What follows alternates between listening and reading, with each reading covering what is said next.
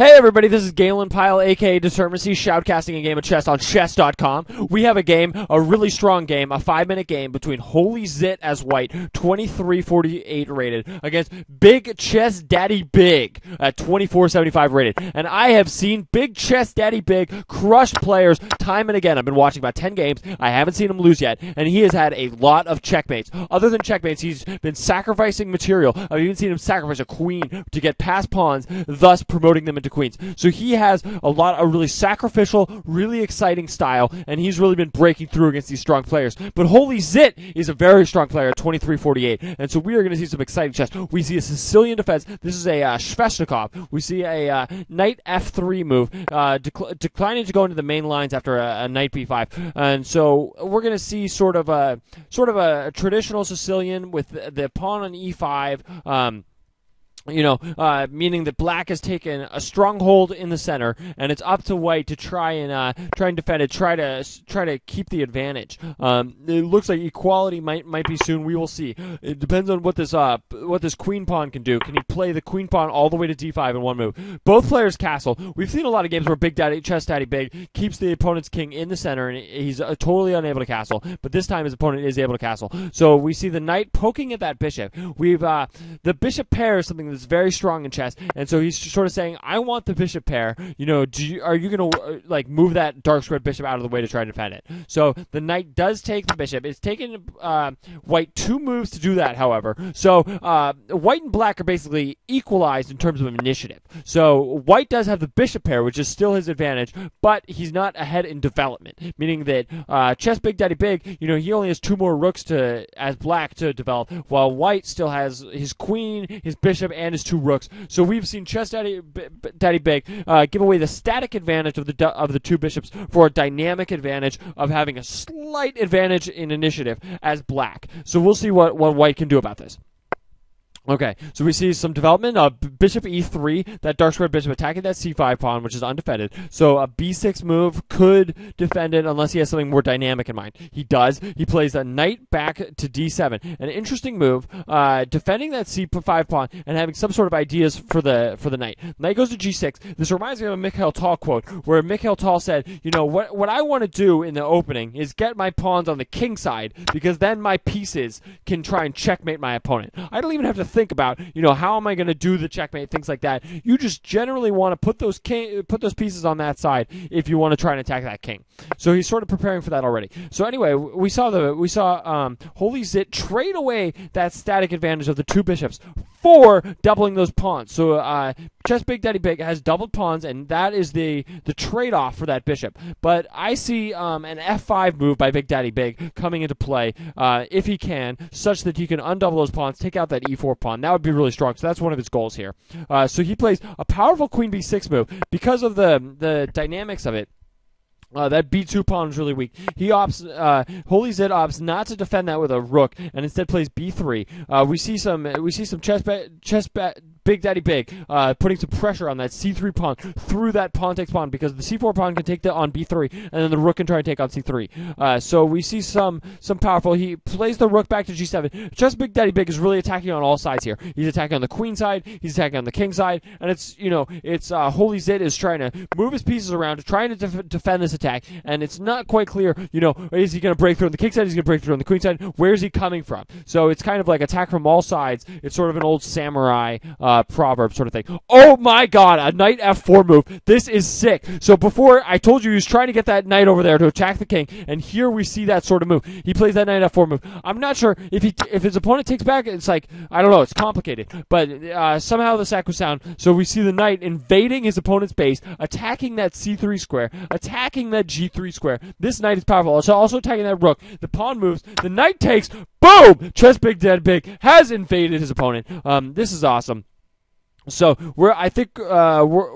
okay, we see a b6 move. Okay, that's a little above me. But it was to defend after this pawn takes pawn move, such that the b7 pawn would not be hanging to the rook, such that HolyZhit's rooks would not be active on these squares in the corner. So basically, this knight is on c3, a powerful knight, sort of holding a clamp on his opponent's position. We've seen bigdaddybig do this sort of thing, sort of setting up a prophylactic position, such that his opponent's pieces aren't active, and then he can sort of remaneuver his pieces while his opponent has to move his pieces just back and forth. So he's a really strong player, really powerful. So here we see the bishop attacks. The rook comes back to sort of put pressure on that a2 pawn. Well, the pawn is defended by both the rooks, so it's not goodbye yet, but it is, he is putting pressure on these squares.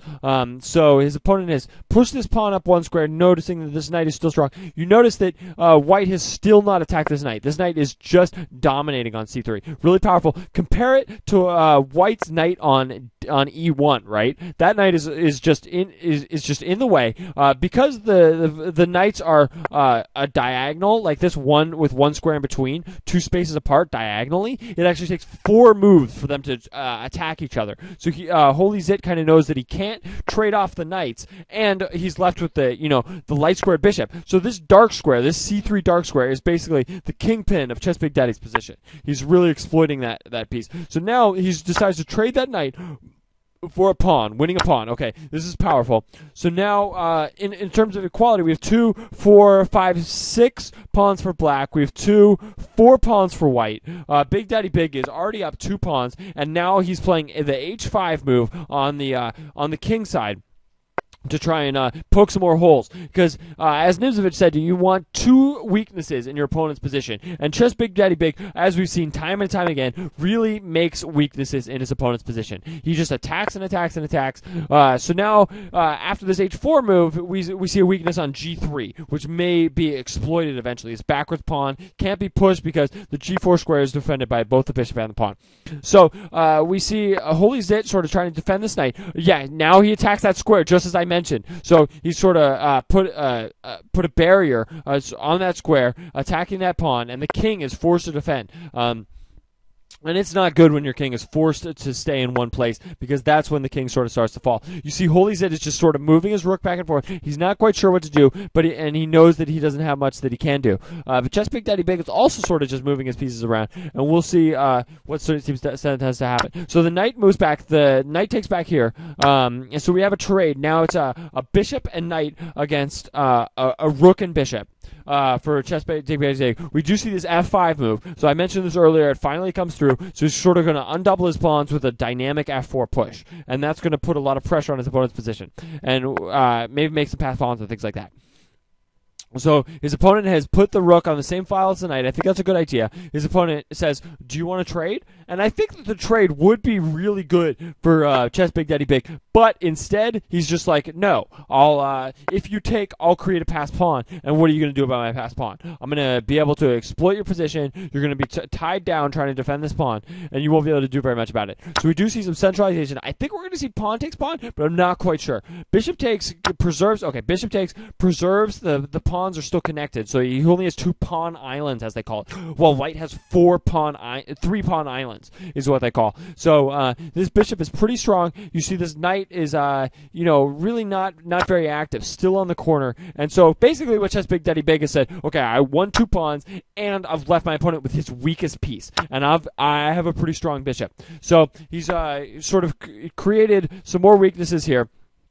I'm trying to attack this f4 pawn, forcing the king up, and now I foresee, king g4 attacking this pawn. This pawn on h4 is going down, and he's going to have a pass corner pawn. The pass corner pawn is very strong. National Master Samurai Chess challenged me to a game of 1-0. Oh my god, I hope that this game ends so I can play this guy in 1-0 for everybody. It's over. That would have been awesome. But, we see this pass pawn on the corner, as I was talking about earlier. Knights, they say, on the rim are dim, and the thing about having an outside pass pawn is the knight, because it's less able to attack the corner squares. A pass pawn on the side is very powerful and pushes down. So it's going to be tough to stop this pawn. They're sort of just maneuvering around. Chess Big Daddy Big has 47 seconds left. HolyZhit has 50 seconds left. So it could get into a little bit of a time scramble, but I foresee this as a win for Chess Big Daddy Big because I don't see HolyZhit just stopping this H pawn. This H pawn is very powerful. Okay, so he does play the knight to H2, blockading the dark square because he can't blockade the light squares because the bishop controls all the light squares. So he has to try and make a blockade on this square, but this is like sort of his last chance. So he does have a centralized king. I think we're going to see a pawn push and a king over, sort of attacking that knight, push, forcing him to sacrifice. Oh, so now just bishop takes, king takes, and then push the pawn, and you get a queen. Game over. Chess Big Daddy Big crushes once again. That's a pretty sick game. So I know I'm calling it a few seconds earlier, but that's just a queen. I don't see how he can come back from this. I hope you guys have enjoyed this shoutcasting material. Let's see if he can run him out of time. But I've seen a lot of games by Chess Big Daddy Big, and this guy just crushes. I see a checkmate coming. So he's sort of just exploiting, saying, what are you going to do about it? I can take your last pawn. Now the best you can have is a checkmate. The best you can have is a stalemate. And now he may decide to push and get a second queen. Yeah, why not? Let's get 2 queens. I know that it's easy to checkmate with 2 queens. Everybody knows that. Let's just do it. So we see the second queen coming down. We see another check. We see king over. I foresee a mate very quickly here.